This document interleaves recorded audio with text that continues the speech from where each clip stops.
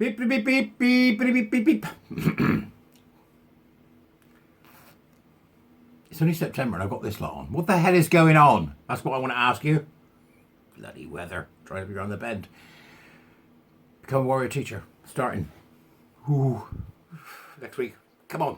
Come and join us. Other than that, subscribe. The usual. Something I wouldn't normally cover, but it seemed worthwhile because it's from the FT, the Financial Times. Somewhat of an august institution in the general milieu of mainstream media, which these days, you know as well as I do, is mostly filled up with cobblers. So, what have we got from the FT? This was published September the 11th, 2024. And it's an interesting piece in terms of what they've been trying to do to extract from our lovely government the truth about what they're calling the 22 billion black hole. So they've been attempting to find out what's going on here. This constant recommitment to, the problems the Conservatives have left us with the 22 billion black hole. I mean, every time they answer questions, the problems the Conservatives have left. Oh, if it wasn't for the Conservatives, what we historically have been left with. This is the common refrain, it seems, from our current government. Now, UK Treasury refuses to disclose key details of 22 billion fiscal black hole. Why would they do that? Why wouldn't they tell the public where the money's gone? Did that strike you as a bit odd? I mean, this isn't like me sending it in and going, here, what are you up to? This is the Financial Times. The Freedom of Information request by the Financial Times seeking breakdown of government overspend is declined. Doesn't that make you question what's going on?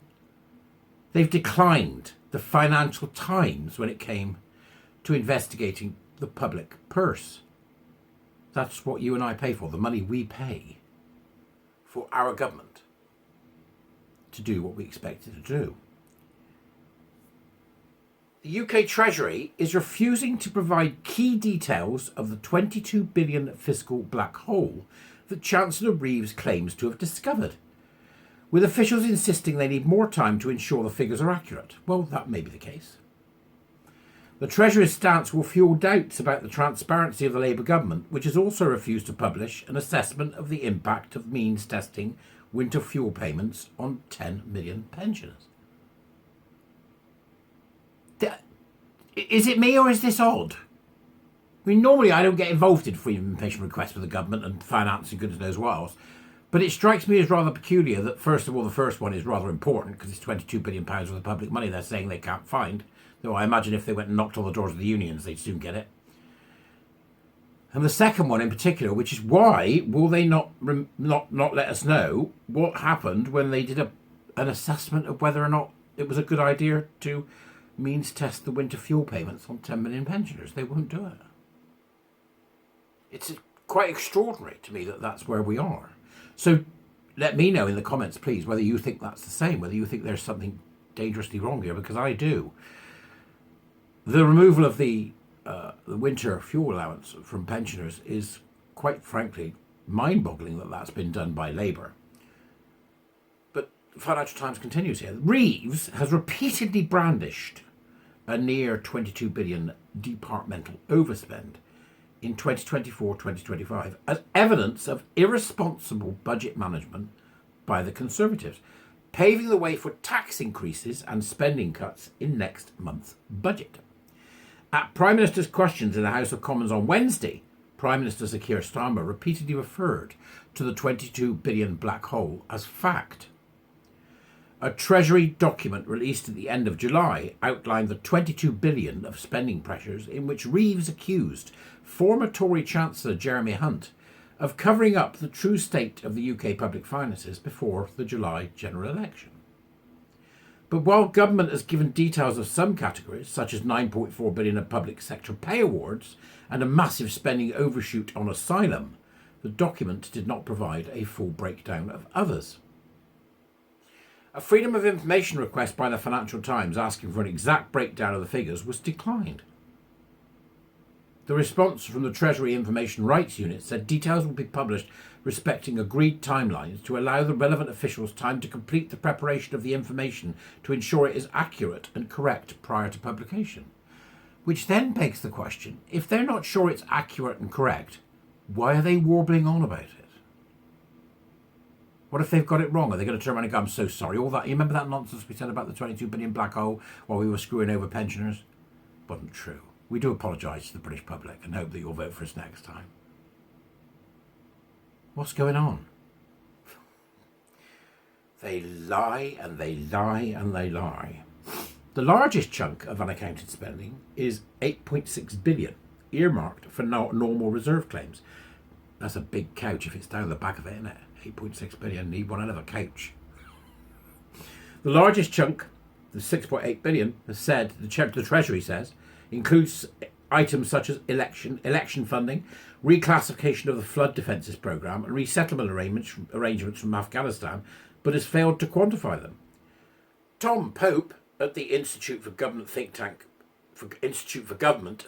said it was not unreasonable to expect the Treasury to give details of the reserve claims, given that other components of the 22 billion have been itemised. He added, however, that the Treasury may be hoping to shift some of the spending to other departmental budgets, and that officials therefore want to keep discussions about this behind closed doors. Ben Zoranko at the Institute for Fiscal Studies said the government had not been particularly transparent about the details of the normal reserve claims. They probably ought to be at some point, he said. In his letter to the Financial Times, the Treasury said issuing further information about the overspend in a piecemeal fashion would damage departmental relationships. Although I'm going to assume departments already know whether they're part of that or not. Interesting. It said that it would damage departmental relationships, given the need for officials to find ways of mitigating such spending pressures. A release in line with this request risks creating a chilling effect as officials and ministers feel less able to make free and frank decisions relating to ongoing discussions to manage down in-year pressures, said the Treasury, adding that this could ultimately damage the value for money for taxpayers. A spokesperson added the Treasury intends to provide more details of the overspending, either at the budget or in separate spending releases. As with all publications, there are standard processes to ensure these documents are ready for publication, the spokesperson said. This should not be taken to imply that there is any doubt over the 21.9 billion figure. Hunt, however, who is a Tory shadow councillor, said the refusal to give more details proved the 22 billion hole was fictitious. It's starting to look like most of the black hole is simply a pretext for funding public sector pay awards through tax rises rather than the productivity improvements planned by the previous government. The detailed drivers of the overspend are significant, and given at Reeves' insistence that she did not know about the budget problems until she took office, one of the biggest disclosed components was 6.4 billion of spending on asylum and illegal immigration. I think they're lying through their teeth. I mean, you'll soon tell me, which you do in the comments. Please do. Always like to hear from you. There's something terribly wrong here on multiple levels about many things. This, gender, the hell are these people playing at? What have we ended up with for the next 5 years? We'll see. All right, you have a great day. I'll see you later. Bye-bye.